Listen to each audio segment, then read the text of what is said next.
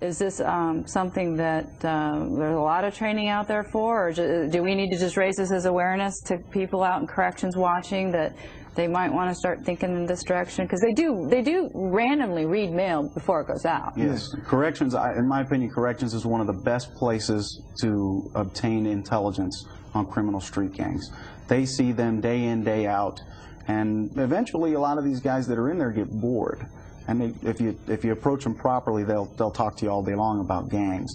That's where a lot of the training comes from for a lot of these corrections officers. When they read these letters, the gang members will actually tell them how to read these letters and break the code for them. It doesn't take much. Again, not rocket scientists, so that we're not dealing with the cream of the crop code writers. There is a branch of the FBI that does nothing but break codes all day long. So if you can't get a letter decoded, you can send it to them and they'll do it for you, usually pretty quickly. Any other activities in prison that can be indicators of something going down or about to go down? The biggest one's usually when the corrections officer is told not to come to work the next day. A lot of times if they're respectful to the inmates or the gang members, the gang members will appreciate that and say, you might not want to come to work tomorrow. That's usually indicator number one that something very bad is about to happen. Well, so who's in charge in that prison? I mean, if I were the corrections officer, I'd be like, hey, you're not the boss of me. You're getting put in the brink, you're in lockdown 20. I mean, they understand that being a corrections officer in prison, they understand what they have the ability to do. And in order to do their job effectively, you must communicate with the inmates. And as Rob said, to extract that information when there's something afoot, when there's something going on. It's almost like when we're working patrol and all of a sudden there's nothing, it's quiet, that means something is about to take place. Here's another thing that takes place, very common on jail and prison grounds, a fight among prison and inmates. Why don't you tell us about what's going on here? Here's this particular video is where there was some sort of beef between this gentleman in the looked like a rain jacket and a gentleman that came to hug him.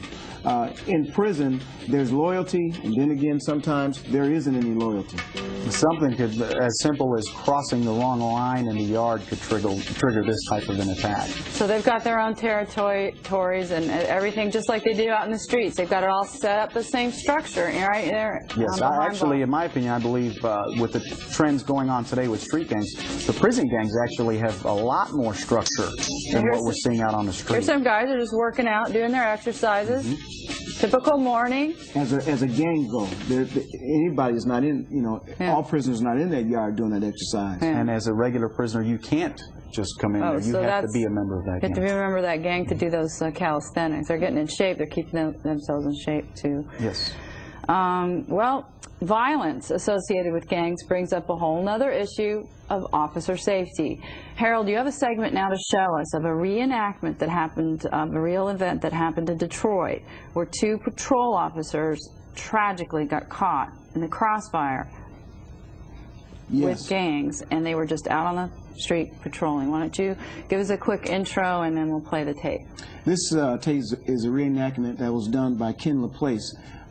He did a reenactment of this particular incident where a drug dealer's family was kidnapped. And after the kidnap, some ransom was left, and the police were notified where the ransom was left and given a description of the vehicle that the persons who did the kidnapping were inside of.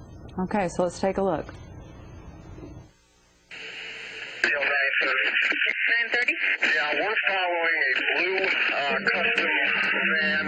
We are at Shaner, westbound on Tacoma. He's going to be southbound on Shaner. It's a GMC.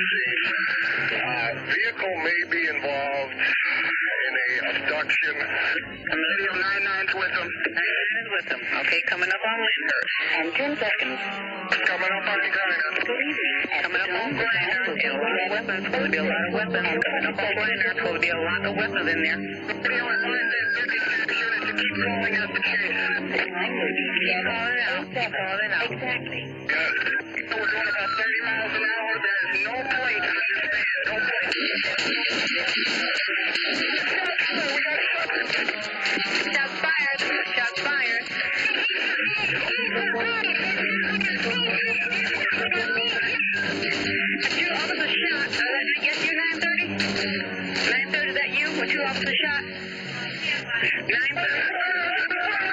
Okay, we got officer shot. William, my partner is hit bad. My partner is hit bad. I'm shot in the neck and the shoulder.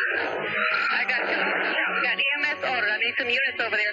6 in Minden. 6 in Minden. I got 2 officers shot. Officers down. 2 officers down. They're on the way. They're on the way to help you out now. Attack 23 is on the way from the west side. Okay, Attack 23 is on the way from the west side. We got Attack 23 is on the way. 6 in Minden.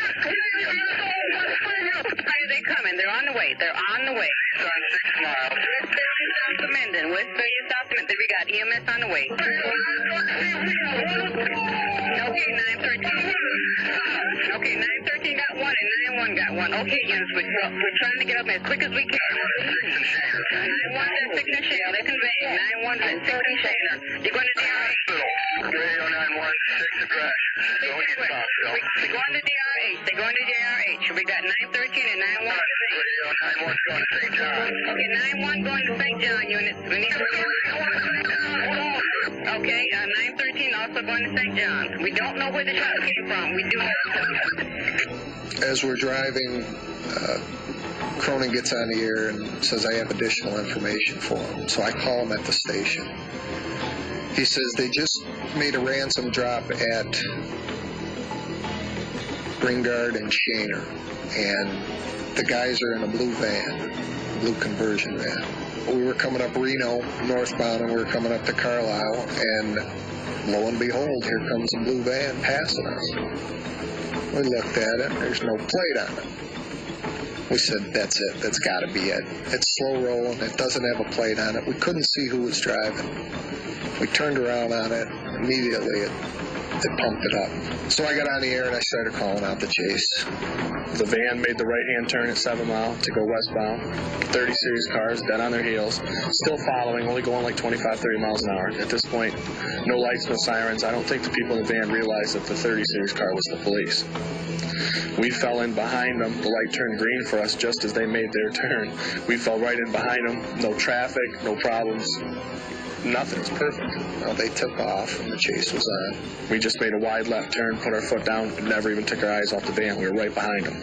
And there was a muzzle flash, and the glass blew out, and while the rounds are hitting us, there's sparks flying up off the car, and the rounds are hitting the windshield, and when the rounds are hitting the glass, they're hitting hard and fast. They're hitting in groups, not like one round here, one round there. I mean, they're coming 6 at a time. Rounds are coming past you, and you can hear the rounds whiz past you, and it gets hot. It gets instantly hot. You can feel heat.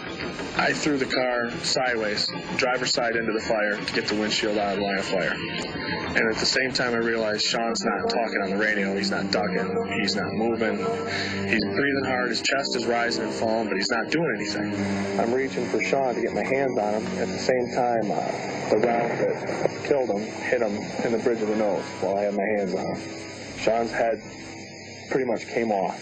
I've been hit with, up and down the arm and neck and the side of the head. And Sean screaming for help, and at the same time, you can hear the boom, boom, boom, boom, boom, boom, boom, boom, boom, boom, boom. We were expecting them to bail out, and they shot right out the back window.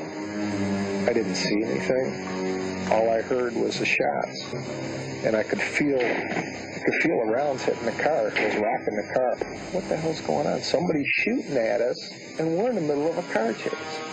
I still wasn't putting 2 and 2 together. I still wasn't putting the van with the shots. And at that point, I'm jumping out of the car, and I don't know where the van is. I don't know if they're still shooting. They could be sitting on the street looking at me. I have no idea. So I get out of the car, I'm running around the back, and I'm trying to get Sean out of the car. And in my mind, objectively, I know he's dead.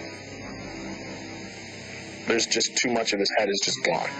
But his body's doing those last nervous reactions, coughing, gagging, and there's lots of blood. And I know his heart's still beating because the blood's still just pumping out of him. So I don't know what I'm going to do. I'm like tilting his head back, trying to keep the airway open, and I'm trying to pull him out of the car, and trying to get him laid out. I'm yelling at him. I don't know what I hope to accomplish, but it's like you're thinking to yourself, Jesus is hopeless, but then you're thinking to yourself, well, God damn it, don't stop. The van was found less than a mile from where this all happened, with the window blown out. They didn't open the door, they didn't roll the window down, they shot right out the back window. So we had no way of knowing it was coming until it was there.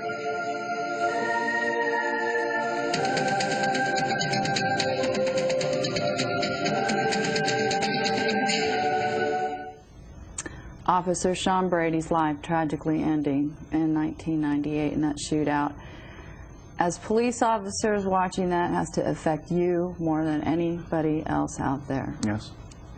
Sean Bandy was a hard worker, dedicated police officer, and you know, anytime a law enforcement officer is killed in the line of duty, it has a major effect on me personally. I've been involved in a situation where a police officer was killed right in front of me. And so incidences like this always have an effect on me. I go into a shutdown mode, I guess is what you call it. Robert? It's just a tragedy that happens. For something like that, you can't prepare for that. There's no way to train for that. Looking back at each time it happens, do you ever wonder what could we do to go forward and all the time. Unfortunately, we work in a job where things like this have to happen in order for us to learn from it. So. Well, thanks for sharing that with us. That was really well done. I understand that was shot in conjunction with something going on with the A&E and the Discovery Channel that'll be doing something maybe with you as well. So we look forward to seeing more of that. The first step, though, towards solving a problem is admitting that you have one. The city of Durham, North Carolina admits it has a gang problem. It isn't a small town. More than 192,000 people live in the city of Durham. It's only about 30 miles from the state capital in Raleigh. It is also home to the prestigious Duke University and Duke University Medical Center. Durham police investigator Jim Cartwright explains how his unit is trying to control the gangs. The city felt that there was a problem as far as our gang involvement, our gang violence. They wanted the police department to do something about it.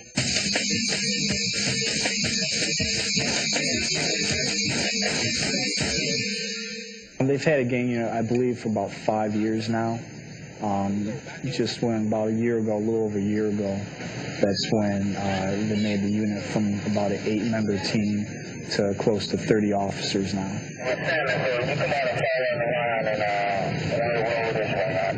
We'll drive around.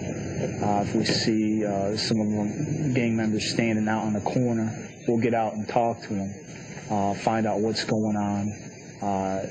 If we don't know who they are, get their names, write them down, take some pictures, and go about just like that. Just so that we have their names and their faces, so we're able to put them in a database. There's a lot of guys on the unit. We're very approachable, especially on my team. And we get out there and we'll talk to people. It's not always getting in people's faces, yelling this and that. It's about talking to people, find out what's going on. In Durham, gangs and drugs go hand in hand. So not only are we acting as a gang unit, we're also acting as a drug unit. Crack cocaine is the drug of choice for everyone. It's easy to acquire, it's easy for them to sell, and they can make a real good profit and make some money. We have 2 major interstates running through our city limits. We have 85 running north and south. We have Interstate 40 running east and west. Because of that, a lot of drugs come in, and also it's a halfway point between Florida and New York on the East Coast, and I think that makes it a distribution stop for anything as far as drugs, guns, or anything like that. The uniform I have on, they know when we get out of our patrol cars and they see the gray T-shirts, they know that's the gang unit. And everyone kind of either calms down or will start to respect us because they know what we're capable of doing. But we have gotten a lot of compliments. I'll be walking through a shopping center and a lady or a man will come up to me and say, I saw some of you guys on your unit the other day. You guys were out arresting some guys on the corner. I appreciate it. It's for failure to appear. It ain't on the charge of possession of marijuana. It's for failing to appear on one of your court days. Well, now is the perfect time to call a lawyer and introduce our next guest instructor, Nicholas Mooney from MCTFT, another one of our instructors on legal aspects of law enforcement. Nick's a former state prosecutor and now teaches for us, and he is in private practice. Welcome, Nick. Thank you, Cheryl. Thanks for being here. As we saw in that last package from Durham, I mean, definitely drugs and gangs go hand in hand. And that brings up a great time to talk about the legal aspects of arresting and prosecuting gang members. Suspected gang members. I have to use that word when a lawyer's around, but welcome, and I'm looking forward to what you have to bring to the table here. What this brings up is an important point, a point at which legally can an officer stop a person, especially a suspected gang member, and there are some legal laws and statutes that can help with this, and that's what you're about to take us through. Sure. Well, in a general sense, obviously, in this country, you can't just arrest someone because they're in a gang association, or guilt by association is something that is not proper in this country. But the Fourth Amendment of the Constitution provides police officers with a tremendous amount of abilities to investigate criminal activity. As you see on our screen there, you have basically 4 different areas that a law enforcement officer could encounter a gang member, or any citizen for that matter. And really what's, I think, important with this course today is you have to look at the first 2 sections of that is the mere encounter and the reasonable suspicion, because one of the things I think that gang members do differently than your normal criminal, if there's ever such a thing, is they will talk to you and they will allow you to gain information from them in a very conversational, a very consensual situation. And that's something that you can use later on down the road, either in prosecution or candidly in your future encounters with that gang member, so that when you get to that portion of reasonable suspicion, the areas where you want to be able to detain that gang member, not because he's a member of the gang, but because you have some well-founded belief that he's involved in criminal activity, you use all those little building blocks, all the things, the pictures you've taken, the insignias that are placed on the walls, the tattoos. You start that very methodically, building from that consensual encounter up to the point of having the right under the Terry decision, where you have facts and circumstances that allow you to keep that person there against their will, so that you can determine whether or not they are truly involved in criminal activity at that time, or have been involved in some criminal activity within the recent time frame, if you will, and go forward from there to start making your case to prosecute those gang members, because certainly that's the ultimate goal, is to take every piece of information that you gain from every encounter and every contact you have with that gang member, to use that later on down the road, so that you can try to eliminate that gang member in one big sweep and take them out of that community, so that the community can do what they want to do, and that is live in a free society where they don't have to worry about threats from the shootings of the random bullets. You know, the expression of bullets have no names is certainly something that applies in a gang situation. The gang members don't just kill themselves. They kill a lot of other people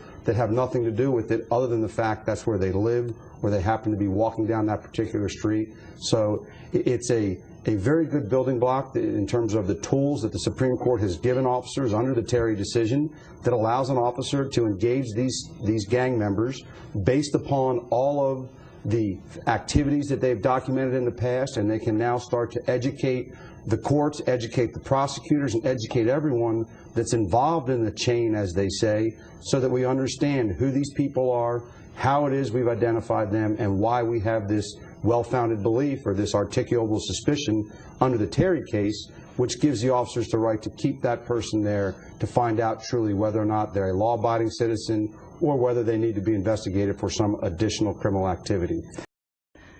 Is this something that there's a lot of training out there for, or do we need to just raise this as awareness to people out in corrections watching, that they might want to start thinking in this direction? Because they do randomly read mail before it goes out. Yes. Corrections, in my opinion, corrections is one of the best places to obtain intelligence on criminal street gangs.